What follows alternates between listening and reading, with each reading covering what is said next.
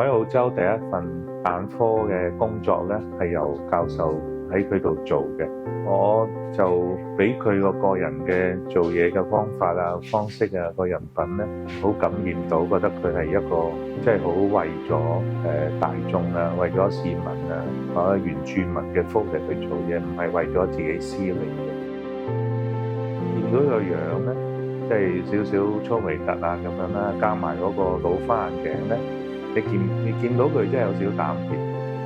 但係其實佢係一個好好嘅人。咁所以我翻咗嚟香港之後，有機會遇到呢個互同行動喺香港成立，就特登揾我，叫我參加佢哋，當係一個 advisor，咁我一口就應承咗。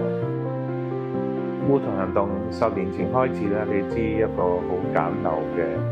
寫字樓，好少嘅員工，但喺香港嚟講咧，由以前我哋寂寂無名嘅一個冇人知道嘅機構，到現在咧，亦都開始有好多市民咧有定期嘅捐款啊，咁亦都值得我哋覺得呢個係做盡咗10年嘅努力咧，都見到啲成果啦。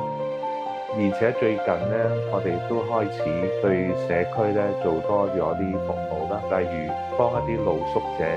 配眼鏡，因為好多露宿者咧根本想話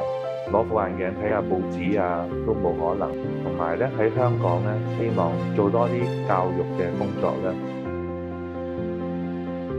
舊年亦都跟互同行動，我哋去過雲南咧。咁我哋好開心見到好多嗰啲住喺即係比較偏僻啲嘅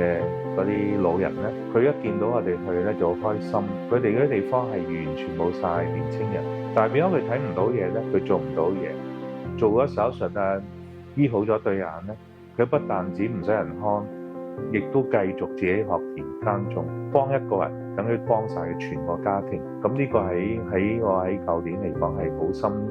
即係深深感受到呢個概念嘅，夠慢10年有你同路。